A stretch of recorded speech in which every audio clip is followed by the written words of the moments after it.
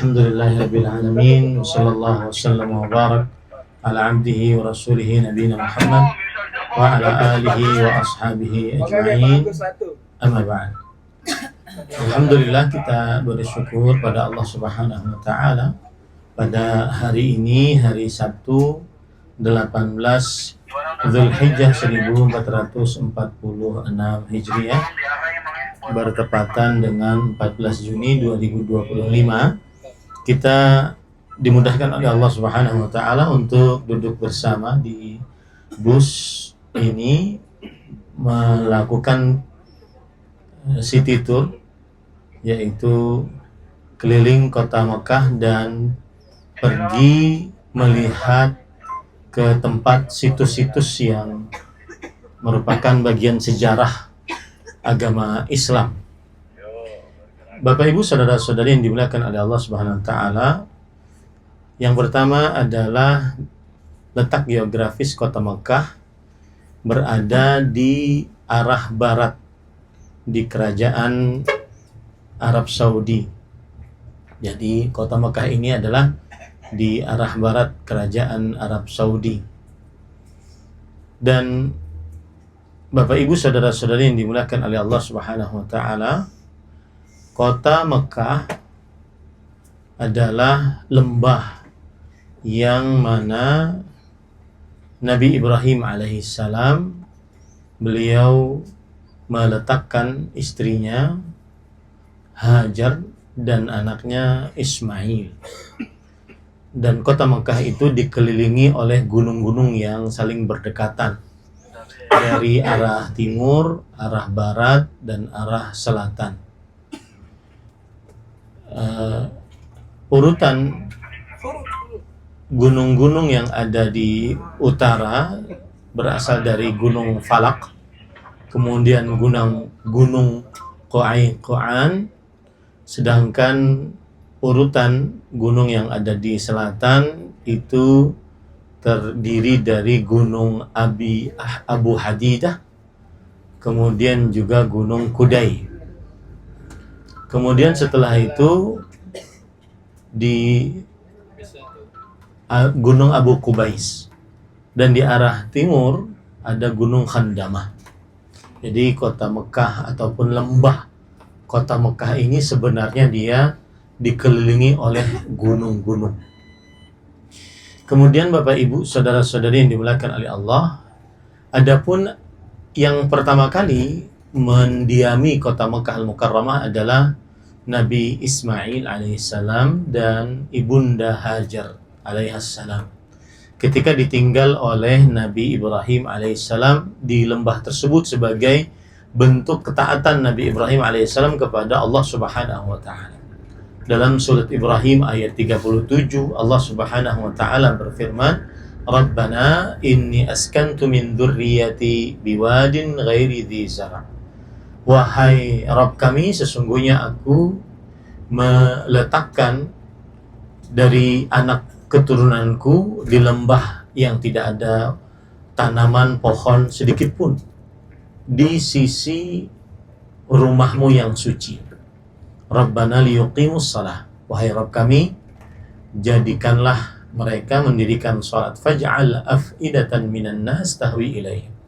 Dan jadikanlah hati-hati manusia condong kepada mereka. Warzuqhum minas tsamarat la'allahum yashkurun. Dan berikanlah rezeki kepada mereka dari buah-buahan agar mereka bersyukur.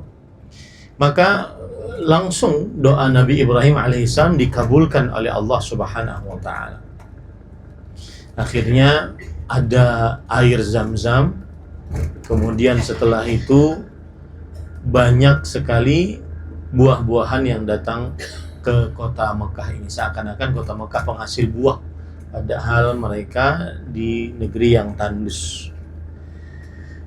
Kemudian Bapak Ibu, saudara-saudari yang dimuliakan oleh Allah Subhanahu wa taala, lalu Nabi Ismail alaihissalam akhirnya yang mengurus Al-Ka'bah Al-Musyarrafah dalam waktu yang lama. Kemudian keturunan-keturunannya dari anak cucu Nabi Ismail yang mengurus juga. Setelah itu sampai kepada seorang yang bernama Madad bin Amr al-Jurhumi, yang kemudian menjadi wali ataupun gubernur kota Mekah. Dan akhirnya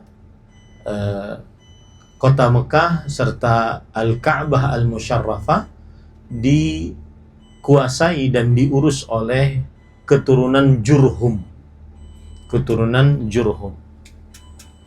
Mereka mengurus Ka'bah, kemudian juga mengurus kelambu-kelambu Ka'bah. Lalu setelah itu mereka dikalahkan oleh kabilah Khuza'ah dari negeri Yaman dengan pemimpin pasukan yang bernama Rabi'ah bin Al-Harith. Akhirnya kabilah Khuza'ah inilah yang mengurus Al-Ka'bah Al-Musyarrafah, kemudian juga kiswah Ka'bahnya. Nah, setelah kematian Rabi'ah bin Al-Harith, maka akhirnya berpindah penguasaan terhadap Ka'bah Al-Musyarrafah kepada Amr bin Luhai. Ya, Amr bin Luhai. Dan Amr bin Luhai ini pemimpin yang buruk. Dialah yang pertama kali meletakkan berhala-berhala di sekitar Ka'bah. Jadi namanya siapa tadi yang pertama kali meletakkan berhala? Amr bin Luhai Al-Khuzai, ya, dari pemimpin Bani Khuza'ah.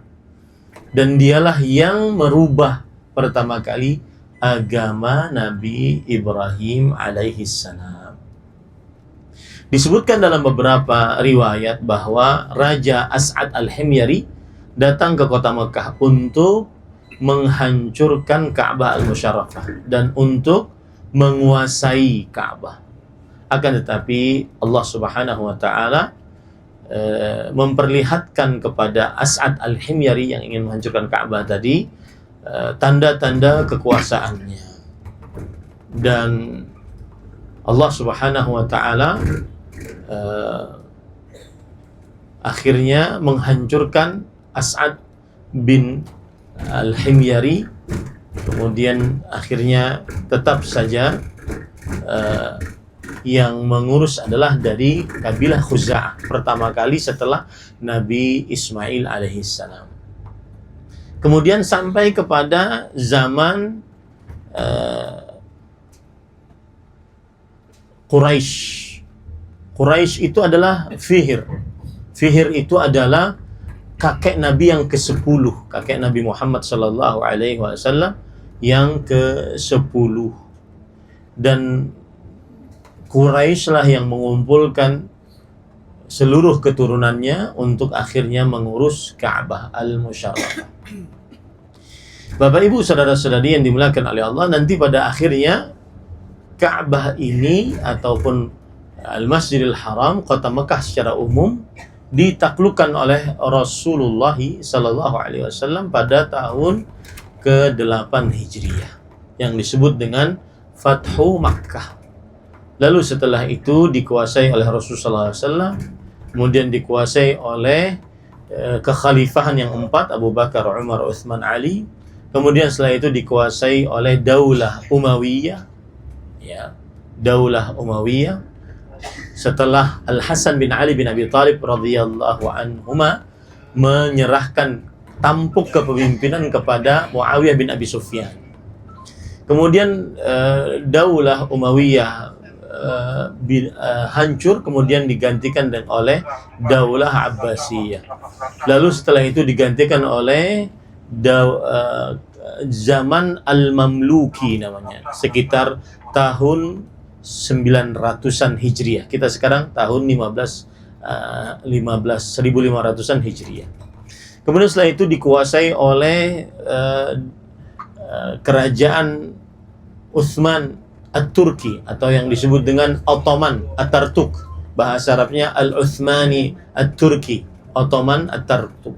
Dan itu juga tahun ke-900 Hijriah. Kemudian setelah itu baru dikuasai sampai sekarang, dari mulai tahun 1200-an oleh kerajaan Arab Saudi.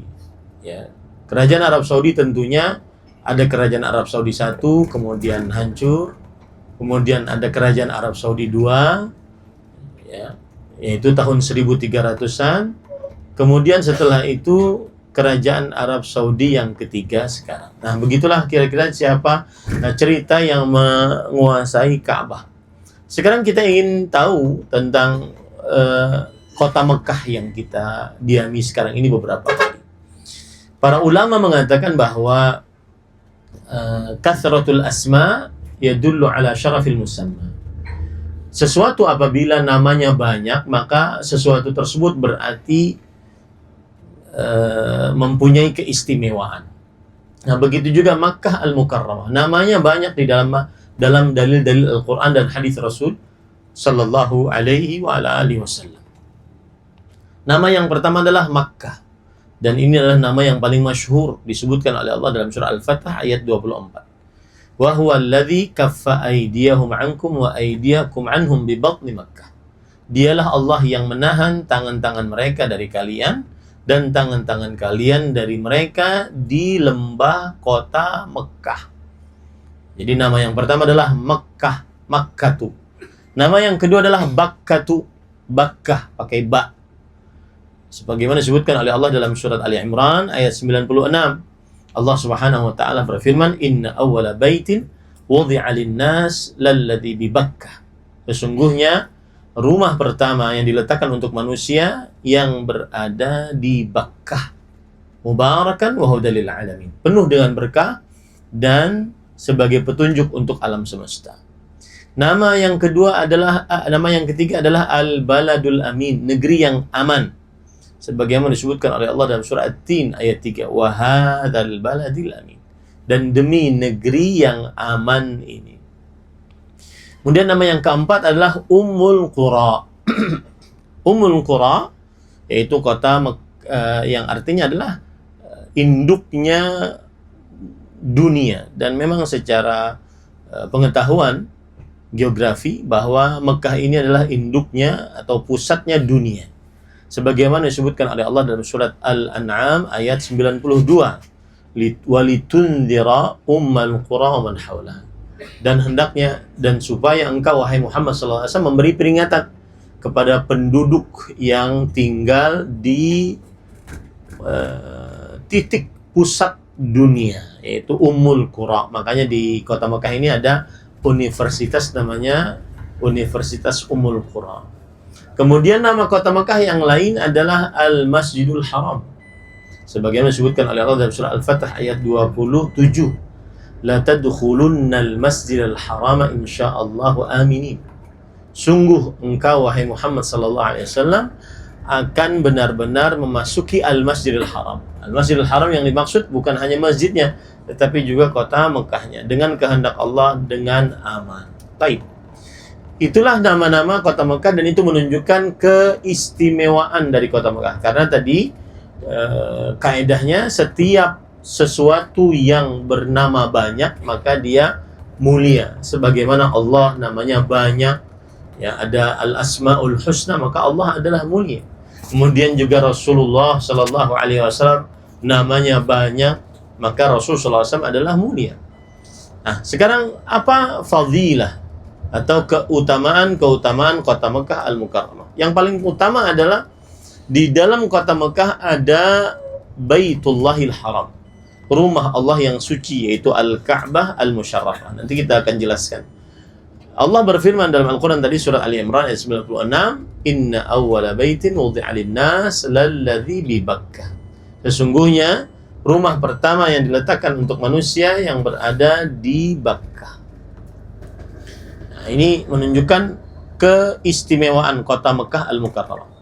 Kemudian yang kedua adalah salah satu keistimewaan kota Mekah Al-Mukarramah adalah Allah menjadikan kota Mekah Al-Mukarramah tanah yang suci. Maksudnya suci di sini suci dari darah tertetes tanpa kebenaran. Bahkan burung atau hewan buruannya tidak boleh diburu.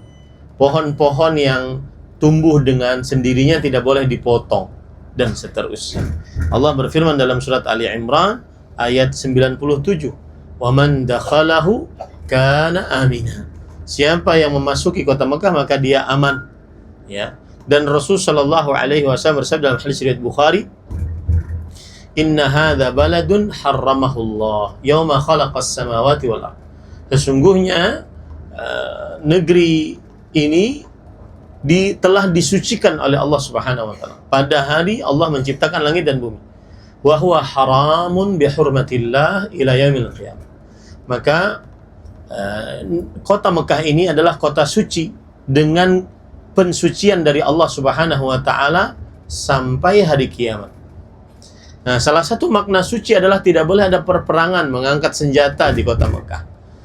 Rasulullah sallallahu alaihi wasallam bersabda, "Wa innahu lam yahillal qitalu li ahadin qabli fihi." Sesungguhnya tidak dihalalkan di dalam kota Mekah untuk seorang pun sebelumku perperangan. Walam yahilla li illa sa'atan min nahar fahuwa haramun bihurmatillah ila yaumil qiyamah. Dan aku pun tidak dihalalkan untuk berperang di dalam kota Mekah kecuali hanya beberapa waktu saja. Seperti yang sudah saya ungkap, yaitu tahun ke-8 Hijriah saat penaklukan kota Mekah. Maka kota Mekah adalah kota suci dengan pensucian dari Allah Subhanahu wa taala sampai hari kiamat. Kemudian juga keistimewaan kota Mekah yang lain adalah makanan yang ada di kota Mekah itu penuh dengan berkah. Ya, maksud berkah di sini makanan yang aturan satu orang bisa dikonsumsi oleh 2 orang dan terasa kenyang. Makanan 2 orang bisa diisi oleh 4 orang dan seterusnya. Dan ini berdasarkan doa Nabi Ibrahim alaihi salam, sebagaimana disebutkan oleh Rasulullah SAW dalam hadis riwayat Imam Muslim, bahwa Rasul sallallahu alaihi wasallam bersabda, "Wa inni da'autu fi sa'iha wa muddiha bimithli ma da'a bihi Ibrahim li ahli Makkah." Nabi Ibrahim alaihissalam mendoakan kota Mekah agar makanan di dalamnya itu penuh dengan berkah. Dan Rasul SAW mendoakan kota Madinah agar makanan di dalamnya juga penuh dengan berkah. Salah satu keistimewaan kota Mekah juga adalah bahwa Dajjal, makhluk yang merupakan tanda besar hari kiamat kelak di akhir zaman, tidak bisa masuk ke dalam kota Mekah dan kota Madinah. Sebagaimana dalam hadis riwayat Imam Bukhari dari Anas bin Malik radhiyallahu anhu, Rasul sallallahu alaihi wasallam bersabda, "Laisa min baladin illa sayata'uhu ad-dajjal illa Makkah wal Madinah. Laisa lahu min niqabiha naqabun illa alaihi al-malaikah safina yahrusunaha." Tidak ada satu daerah pun kecuali akan dimasuki oleh Dajjal, kecuali kota Mekah dan kota Madinah. Tidak ada satu lubang pun kecuali ada atasnya malaikat yang berbaris-baris menjaga lubang tersebut. Kemudian juga kota Mekah adalah kota yang paling dicintai oleh Allah Subhanahu wa taala. Ketika Rasul sallallahu alaihi wasallam saat mau berhijrah, kemudian beliau berdiri di sebuah daerah namanya Hazurah, ya, atau Hazwarah, yaitu sebuah daerah yang kecil dan dulunya adalah pasarnya kota Mekah, dan sudah dimasukkan ke dalam Masjidil Haram pada perluasan kerajaan Arab Saudi yang pertama. Beliau waktu itu berdiri di daerah Hazwarah namanya. Kemudian beliau bersabda, "Wallahi, demi Allah, innaki la khairu ardillah." Engkau wahai Makkah benar-benar bumi Allah yang paling terbaik. Wa ahabbu ardillah ilallah. Dan bumi Allah yang paling Allah Subhanahu wa taala cintai. Walaula anni ukhrijtu minki ma kharajtu. Kalau seandainya bukan aku dikeluarkan dari engkau, tidak dikeluarkan dari engkau, aku tidak akan pernah keluar dari engkau wahai kota Mekah. Kemudian salah satu keistimewaan kota Mekah juga adalah bahwa nanti di akhir zaman iman akan muncul, akan kembali, maksud saya ke kota Mekah Al-Mukarramah. Sebagaimana dalam hadis riwayat Muslim dari Abdullah bin Umar radhiyallahu anhu, Nabi Muhammad sallallahu alaihi wasallam bersabda, "Innal Islam bada'a ghariban." Islam itu datang dalam keadaan asing, wa sayaudu ghariban kama bada', dan kembali dalam keadaan asing seperti awalnya. Wa huwa ya'rizu bainal masjidain. Dan Islam, iman akan masuk di antara dua masjid, ai masjidai Makkah wal Madinah, yaitu dua masjid Mekah dan Madinah. Kama ta'rizul hayyatu ila juhriha, sebagaimana ular masuk ke dalam lubangnya. Di samping keistimewaan tersebut, maka salah satu keistimewaan kota Mekah juga adanya Masjidil Haram di kota Mekah Al-Mukarramah, yang mana sholat di dalamnya terdapat pahala yang berlipat. Di antaranya adalah 100.000 sholat, sebagaimana dalam hadis riwayat Imam Bukhari, Rasul sallallahu alaihi wasallam, dan juga Imam Ahmad, ya. Rasul sallallahu alaihi wasallam bersabda, "Wa salatun fil Masjidil Haram afdalu min mi'ati alfi salat fi ma siwa." Satu salat di dalam Masjidil Haram lebih afdal dari 100.000 salat dibandingkan masjid-masjid lainnya. Salah satu keistimewaan juga, dan kalau kita hitung, ya, kalau kita hitung berapakah 100.000 sholat, berapakah 100.000 sholat? Kalau hitungannya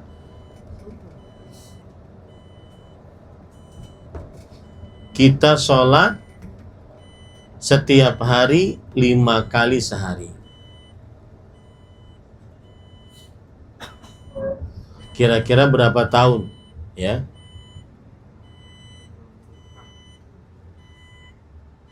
Maka jawabannya, Bapak Ibu saudara-saudari yang dimuliakan oleh Allah Subhanahu wa taala, satu kali sholat, kalau seandainya kita sholat di masjid-masjid biasa 5 kali sehari, maka berapa tahunkah, ya, kita sholat di masjid-masjid biasa? Nah, jawabannya adalah sekitar 55 tahun 6 bulan 20 hari, ya. Nah, ini Bapak Ibu saudara-saudari yang dimuliakan oleh Allah Subhanahu wa taala. Kalau sholat 5 waktu sehari, 5 sholat per hari, berapa hari untuk mencapai 100.000 sholat? Berarti 100.000 bagi 5 sama dengan 20.000 hari. Kemudian konversi hari ke tahun, 20.000 per 365, 54 tahun 79. Nah, Bapak Ibu saudara-saudari yang dimuliakan oleh Allah Subhanahu wa taala, kita sekarang berada di, atau kita sekarang ingin mengunjungi salah satu situs sejarah Islam, yaitu Gunung Tsaur namanya. Dan Gunung Tsaur ini salah satu gunung yang ada di kota Mekah Al-Mukarramah dan sangat bersejarah di dalam sejarah Nabi Muhammad SAW, karena di Gunung Tsaur inilah Rasul SAW ketika mau berhijrah, maka beliau kemudian bermalam selama 3 hari. Gunung Tsaur terletak di sebelah selatan Masjidil Haram. Jauhnya dari Masjidil Haram sekitar 4 km. Dan Gunung Tsaur ini disebut Tsaur karena dia seperti Tsaur ketika menghadap ke arah selatan, dan dia adalah gunung yang berbentuk setengah lingkaran, ya, kira-kira setengah lingkaran, dan mempunyai 10 puncak-puncaknya yang kecil-kecil. dan tingginya sekitar 458 meter dari permukaan, ya. Kemudian luasnya kira-kira 10 kilometer persegi. 10 kilometer persegi luasnya Gunung Thaur. Dan Gunung Thaur ini mempunyai kisah, yaitu tentang sejarah Nabi Muhammad SAW, yaitu ketika Rasul SAW beliau berhijrah dari kota Mekah ke kota Madinah setelah 13 tahun menjadi Nabi dan Rasul. Bapak Ibu, saudara-saudari yang dimuliakan oleh Allah Subhanahu wa taala, setelah Nabi Muhammad SAW menjadi Nabi dan Rasul, kemudian beliau berdakwah, dan akhirnya ketika sudah diperintahkan oleh Allah Subhanahu wa taala untuk berdakwah dengan terang-terangan dengan firman Allah, fasda' bima tu'mar wa a'rid 'anil jahilin, dan dakwahkanlah dengan terang-terangan atas apa yang diperintahkan untukmu, kemudian berpalinglah dari orang-orang yang bodoh yang tidak mau menerima dakwah engkau. Akhirnya semenjak itu Rasul sallallahu alaihi wasallam berdakwah dengan terang-terangan, dan semenjak itu pula terjadi perlawanan dari orang-orang musyrik Quraisy. Ya, orang-orang musyrik Quraisy. Dan Bapak Ibu saudara-saudari yang dimuliakan oleh Allah, hal yang menarik dari hijrahnya Rasul sallallahu alaihi wasallam salah satunya adalah pelajarannya, yaitu kita sebagai umat Nabi Muhammad sallallahu alaihi wasallam, apa yang sudah kita korbankan untuk Islam dan juga untuk kaum muslimin. Ini salah satu hal yang menjadi pelajaran dari hijrahnya Rasulullah sallallahu alaihi wa ala alihi wasallam. Coba lihat, Rasul sallallahu alaihi wasallam beliau berhijrah, berarti meninggalkan keluarga, harta, tanah kelahiran, kemudian juga meninggalkan istri-istri, kemudian juga beliau selanjutnya beliau mengorbankan nyawa. Nah, yang menarik juga adalah Abu Bakar As-Siddiq radhiyallahu anhu, yang diperbolehkan oleh Allah Subhanahu wa taala untuk menemani Rasulullah sallallahu alaihi wasallam. Abu Bakar As-Siddiq radhiyallahu anhu, beliau ini berkorban bukan hanya dengan nyawa beliau saja, tetapi juga dengan nyawa anak-anaknya. Di antaranya adalah Aisyah radhiyallahu anha, kemudian saudarinya Asma binti Abi Bakar, kemudian adiknya yaitu Abdurrahman bin Abi Bakar. Jadi para ikhwan yang dirahmati oleh Allah Subhanahu wa taala,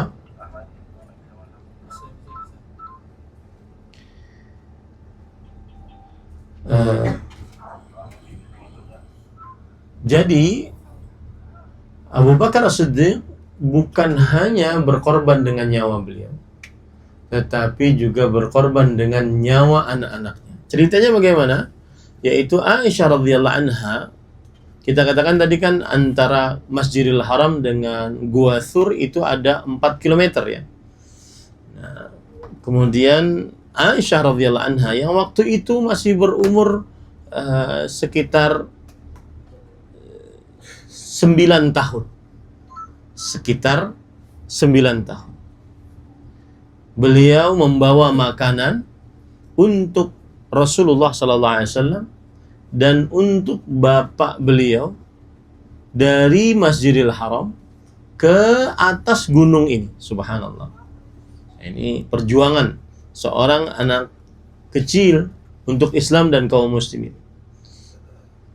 Begitu juga saudarinya Asma binti Abi Bakar As-Siddiq radhiyallahu anhuma membawa makanan bergantian dengan Aisyah radhiyallahu anha.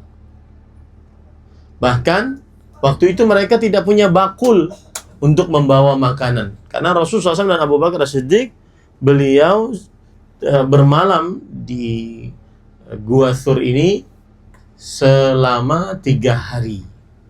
Jadi beliau dari Kamis siang sudah keluar, kemudian setelah itu Kamis malam Jumat, Jumat malam Sabtu, Sabtu malam Ahad. Ya, Senin berangkat dari kota Mekah ke kota Madinah. Nah, ini Bapak Ibu, saudara-saudari yang dimuliakan oleh Allah. Bahkan karena tidak punya bakul, Asma binti Abi Bakar As-Siddiq radhiyallahu anhu akhirnya, biasanya kalau dulu seorang perempuan itu mempunyai kain yang diikat di perutnya. Nah, kain tersebut beliau potong jadi 2. Beliau gunakan untuk membawa makanan. Beliau gunakan untuk membawa makanan. Ya. Makanya Asma binti Abi Bakar mempunyai gelar Zatun Nutaqain. Zatun Nutaqain adalah perempuan yang mempunyai 2 kain selendang yang digunakan untuk membawa makanan untuk Rasulullah SAW dan Abu Bakar As-Siddiq selama 3 hari 3 malam di Gua Thur ini. Namanya gua apa, Bu? Namanya Gua Thur. Ya. Jadi kalau ingat Gua Thur, maka berarti ingat hijrah Rasulullah SAW.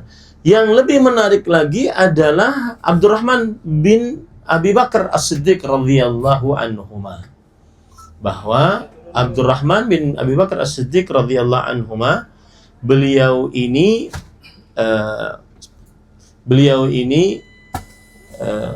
pergi dari sini ke kota Mekah, kemudian menyisiri dengan kambing-kambingnya agar tidak ada bekas-bekas yang dilihat oleh orang-orang musyrik Quraisy dari bekas jalannya Rasulullah SAW. Subhanallah, lihat anaknya berjuang. Yang lebih menarik lagi juga budaknya Ibnu Abi Furaihah, budaknya Abu Bakar As-Siddiq juga berjuang untuk memberikan jalan sehingga tidak diketahui oleh Abu Bakar, oleh orang-orang Quraisy. Ya, oleh orang-orang Quraisy. Kita turun. Baik. Sekarang kita turun, Bapak Ibu saudara-saudari, agar bisa lebih melihat lagi yang bisa kita lihat. Barakallahu fikum. Silakan turun dulu.